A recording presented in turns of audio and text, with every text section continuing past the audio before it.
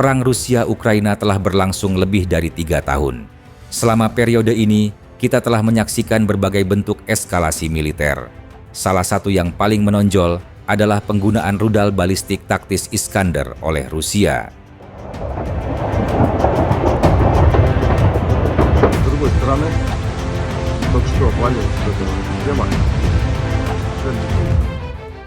Pada awal September 2025, Rusia meluncurkan serangan udara besar-besaran yang disebut sebagai salah satu yang terbesar sejak invasi dimulai.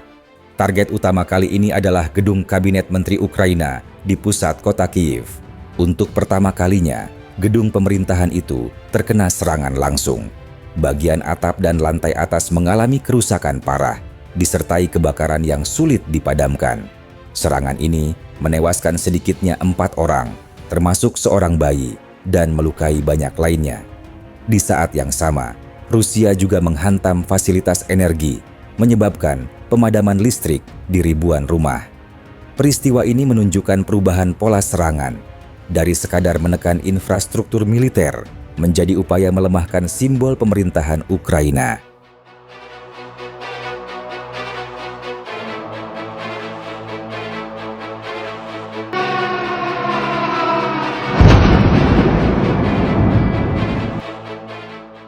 Mengapa Rusia memilih Iskander untuk operasi semacam ini?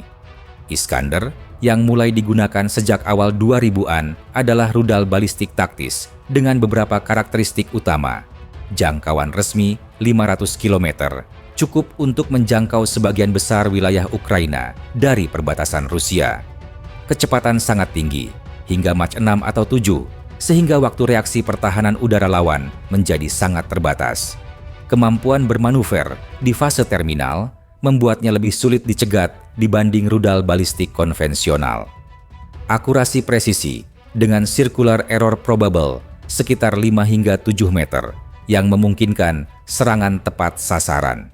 Ragam hulu ledak mulai dari fragmentasi, klaster, penetrasi beton, hingga opsi nuklir, meskipun yang digunakan di Ukraina adalah versi konvensional.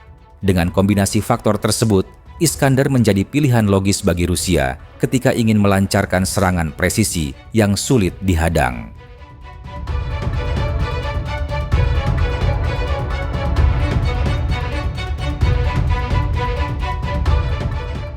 Jika dibandingkan dengan rudal jelajah seperti Kaliber atau drone kamikaze Shahed, Iskander memiliki sejumlah keunggulan. Jalurnya lebih sulit diprediksi, sementara rudal jelajah biasanya melayang rendah dan lebih mudah dideteksi radar. Lebih murah dibanding rudal strategis jarak jauh, sehingga masih memungkinkan digunakan secara rutin meskipun harganya tetap tinggi. Sistem peluncurnya mobile, sehingga dapat berpindah dengan cepat setelah peluncuran. Taktik ini membuat posisi peluncur sulit dilacak oleh intelijen Ukraina. Karena itu, Rusia sering menggunakan Iskander untuk menyerang sasaran bernilai tinggi, sementara rudal jelajah dan drone digunakan untuk operasi lebih massal dan terdistribusi.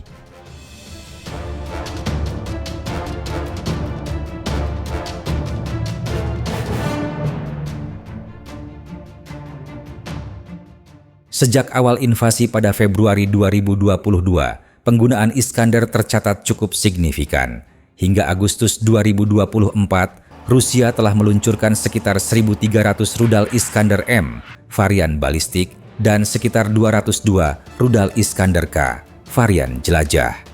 Pada Juli 2025, 2 rudal Iskander digunakan untuk menyerang medan latihan militer Ukraina di Chernihiv, menewaskan 3 tentara dan melukai 18 lainnya. Jika digabungkan dengan semua jenis rudal dan drone, Rusia telah menembakkan lebih dari 9.500 rudal dan hampir 14.000 drone sejak invasi dimulai. Angka-angka ini menunjukkan bahwa meskipun jumlah Iskander relatif terbatas, Rusia tetap menggunakannya secara terukur untuk target penting.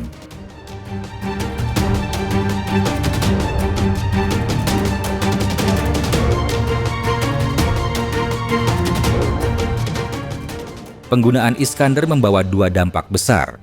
Pertama, dari sisi operasional, rudal ini efektif untuk menghancurkan markas komando, gudang logistik, dan infrastruktur energi.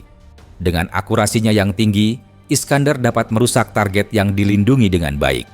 Kedua, dari sisi psikologis, dentuman besar, daya hancur tinggi, serta reputasi Iskandar sebagai senjata yang sulit dicegat menimbulkan rasa takut di kalangan warga sipil.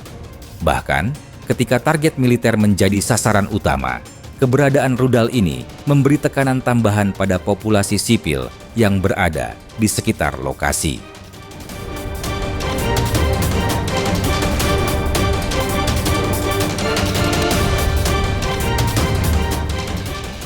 Penggunaan Iskandar juga memiliki arti strategis yang lebih luas. Bagi Rusia, Iskandar adalah alat untuk menunjukkan bahwa mereka masih memiliki stok senjata presisi modern, meskipun perang telah berlangsung lama. Bagi Ukraina, setiap serangan Iskandar berarti kerugian yang sulit dipulihkan dengan cepat, baik dari sisi infrastruktur maupun moral publik. Bagi Barat, Iskandar mengingatkan akan potensi eskalasi. Rudal ini memang digunakan dengan hulu ledak konvensional, namun selalu ada kemungkinan digunakan dengan muatan nuklir taktis. Hal ini menambah tekanan politik dalam setiap keputusan bantuan militer kepada Ukraina. Dengan kata lain, Iskandar bukan hanya senjata tempur, tetapi juga bagian dari diplomasi kekuatan yang dimainkan Rusia.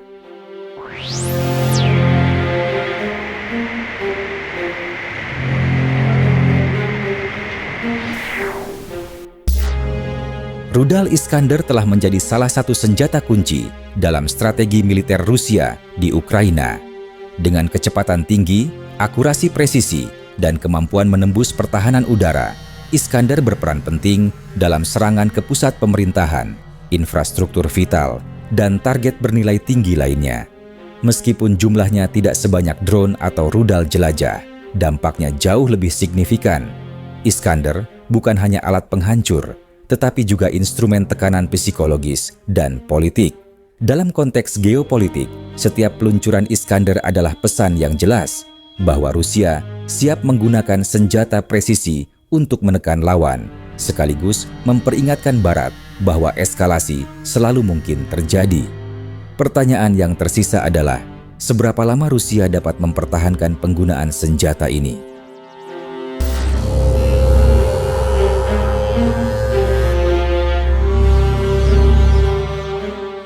Video ini dibuat untuk tujuan edukatif dan analisis semata.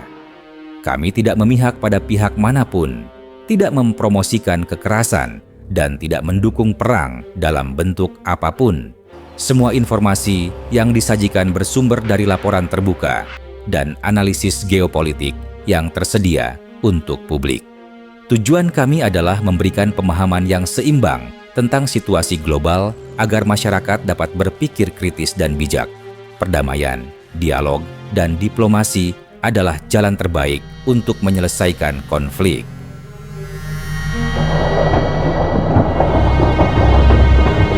С другой стороны, только что обвалилась вот эта вот система